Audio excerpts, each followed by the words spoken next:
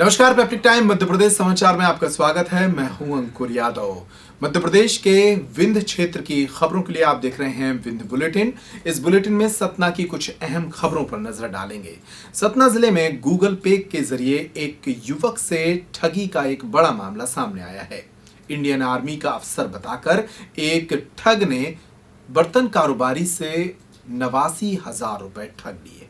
सतना जिले के अमरपाटन थाना अंतर्गत लालपुर ग्राम निवासी मनीष कुमार जायसवाल के साथ गूगल पे के माध्यम से 89,000 रुपए की ठगी का मामला सामने आया है।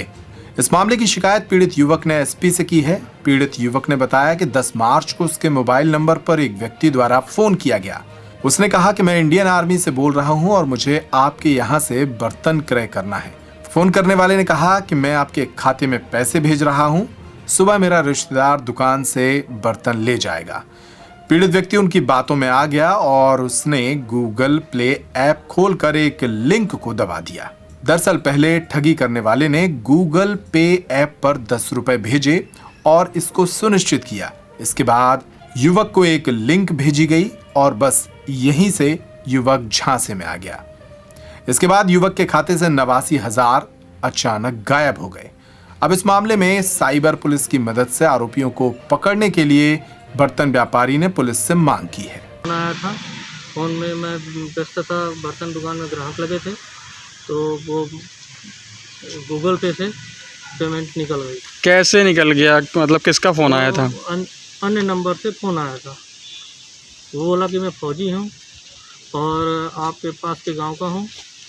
उसके चलते उसने गूगल पे अकाउंट खुलवाया और बोला 40,000 मैं भेज रहा हूँ।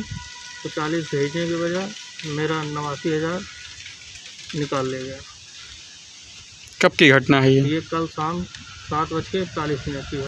अगली खबर की तरफ बढ़ते हैं। सतना में चौराहों की सुंदरता को बढ़ाने के लिए पिछले वर्षों में खर्च की गई राशि भ्रष्टाचार की भेंट चढ़ गई। ऐसे कई आरोपों की जांच अब भी हो रही है, लेकिन सतना नगर निगम ने अब इन्हीं चौराहों के सौंदर्यीकरण के लिए नया बजट अलॉट कर दिया है, जिस पर सवाल खड़े हो रहे हैं। चौराहों के सौंदर्यीकरण और लालता चौक में प्रतिमा स्थापना में किए गए भ्रष्टाचार का मामला अभी शांत नहीं हुआ था कि नगर निगम ने अपने 2021-22 के बजट में चौराहों के विकास और शहर के सौंदर्यीकरण के लिए निगम के बजट में 2 करोड़ का प्रावधान किया गया है, तो प्रतिमा लगाने के लिए 50 लाख का।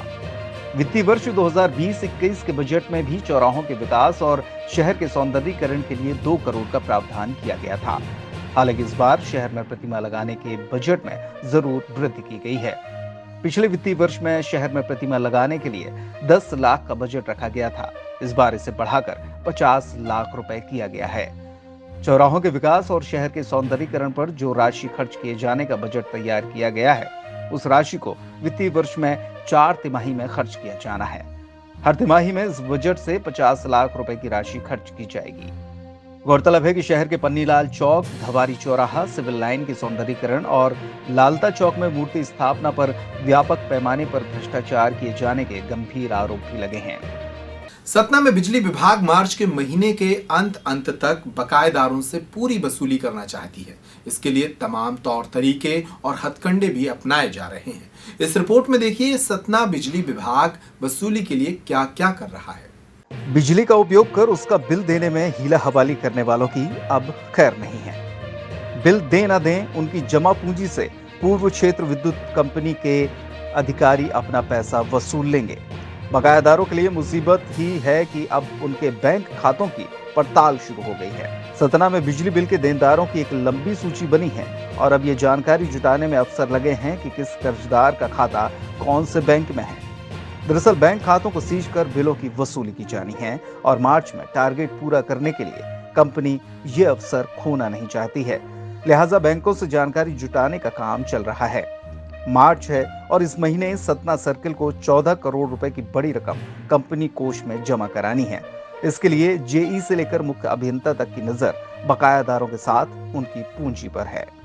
गौरतलब है कि शासन के निर्देश पर विभाग ने बकाया बिल की राशि उपभोक्ताओं से वसूल करने के लिए संपत्ति कुर्क करने की प्रक्रिया पहले से ही जारी कर दी थी। ये प्रक्रिया बीच में कुछ विवादों के कारण बंद हो गई थी, जो एक बार फिर से शुरू हुई है।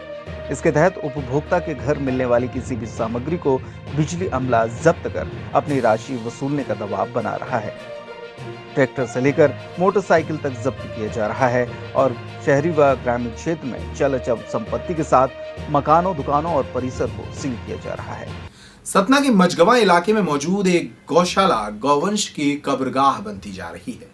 हिंदू संगठनों ने यहां विजिट कर ये आरोप लगाए हैं और कहा है कि गौशाला में गायों की देखरेख के लिए लापरवाही बरती जा रही है। सतना जिले के मझगवा जनपद की ग्राम पंचायत हिरौंदी की गौशाला गौवंशों की कत्लगाह बन चुकी है। गौशाला के पीछे लगे जंगल में एवं यहां चल रहे अवैध उत्खनन के कारण बने तालाब में गौवंशों की लाशें और कंकाल मिल रहे हैं। गौशाला के अंदर रखी गई अधिकांश गौवंश मरणासन है। न पानी की व्यवस्था है, न चारा भूसा।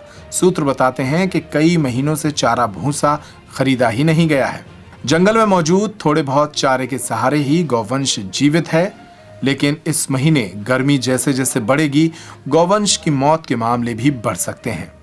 इस मामले में उमेश सिंह जायसवाल बिहिप जिला गौरक्षा प्रमुख सतना ने ग्रामीणों की सूचना पर उप सरपंच जयप्रताप सिंह को साथ लेकर जब गौशाला देखने के लिए यहां का निरीक्षण किया तब कई मृत गौवंशों की दुर्गंध से ये गौशाला दहल गई।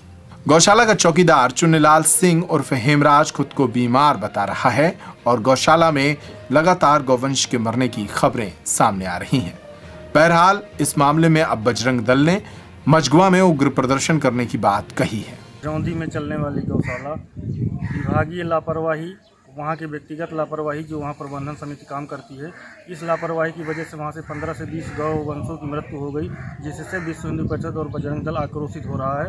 इसके तहत ज्ञापन पुलिस को भी दे रहे हैं, पुलिस अधीक्षक के नाम एसडीएम साहब को भी देंगे, तहसीलदार साहब को देंगे और सभी से आशा ये करेंगे कि जल्द से जल्द हालात को सुधारा जाए, वरना बजरंग दल और विश्व हिंदू परिषद उग्र आंदोलन करेगा। इसको भी हम कर रहे हैं। आपने अधिकारियों को अवगत कराया था नहीं?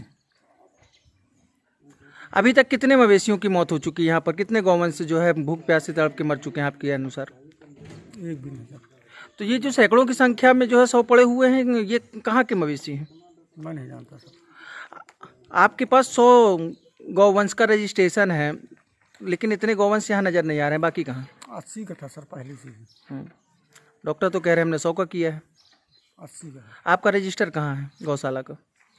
कार्यालय में है। नहीं है। कुछ दिन से 4-6 दिन से यहाँ खाने की और पानी की अव्यवस्था के कारण, स्टारवेशन की कंडीशन के कारण वो भी बहुत वीक हो गए हैं और पानी प्रॉपर न मिलने के कारण सनस्ट्रोक से उनकी का हालत थोड़ा ख़राब है। प्रॉपर पानी और खाने की व्यवस्था 2-4 दिन से इनकी नहीं हो पाई। अब वो 100 पशुओं का किया गया है, उसके अतिरिक्त अब ये कुछ गांव वाले आके फिर अतिरिक्त जो पशु वो कितनों की मौत हो गई है, ये तो अभी जानकारी फिलहाल कोई पीएम नहीं किया।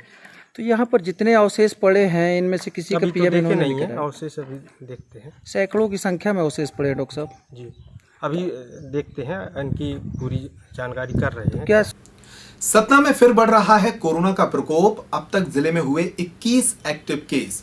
पिछले साल जैसी नौबत ना आए, इसलिए इस वर्ष लोगों को सावधानी बढ़ाने की जरूरत है। प्रशासन तमाम अपील कर रहा है। इस रिपोर्ट में देखिए सतना के हालात।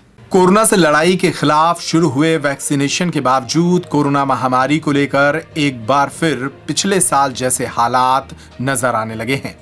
एक साल बाद भी कोरोना का खतरा ज्यों का त्यों नजर आ रहा है। एक वर्ष पहले 2020 में मार्च में ही समूचे प्रदेश में लॉकडाउन लगाया गया था। तब सतना की सड़कें भी सूनी हो गई थी। कोरोना एक बार फिर लगातार तेजी से पैर फैला रहा है। इसकी चैन को तोड़ने के लिए प्रदेश सरकार ने फिलहाल भोपाल, जबलपुर और इंदौर में नाइट कर्फ्यू और संडे को लॉकडाउन का ऐलान किया है। सतना में भी ऐसे ही हालात पैदा ना हो, इसके लिए प्रशासनिक अधिकारी लगातार प्रयासों में जुट गए हैं। सड़कों पर मास्क की चेकिंग शुरू हो गई है। लोगों को सोशल डिस्टेंसिंग के लिए समझाइश दी जा रही है। जो लोग बात नहीं मान रहे उनके विरुद्ध जुर्माने की कार्रवाइयां भी शुरू हो गई हैं। कोरोना के बढ़ते मामलों को देखते हुए एक बार फिर ऐसे हालात बन रहे हैं कि लोगों को घरों में रहकर ही त्योहार मनाना पड़ेगा। प्रशासन ने भी इसकी अपील की है। गौरतलब है कि स्वास्थ्य विभाग के बुलेटिन के मुताबिक सतना जिले में अब तक 3,584 पॉजिटिव केस सामने आ चुके हैं। हालांकि इसमें से 3,521 लोग स्वस्थ हो चुके हैं।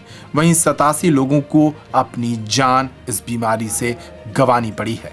मौजूदा समय की बात करें तो सतना में अब भी 21 एक्टिव कोरोना केस हैं। तो विंध्य बुलेटिन में इतना ही। तमाम खबरों के लिए आप बने रहिए पैप्रिक टाइम मध्य प्रदेश समाचार पर। नमस्कार।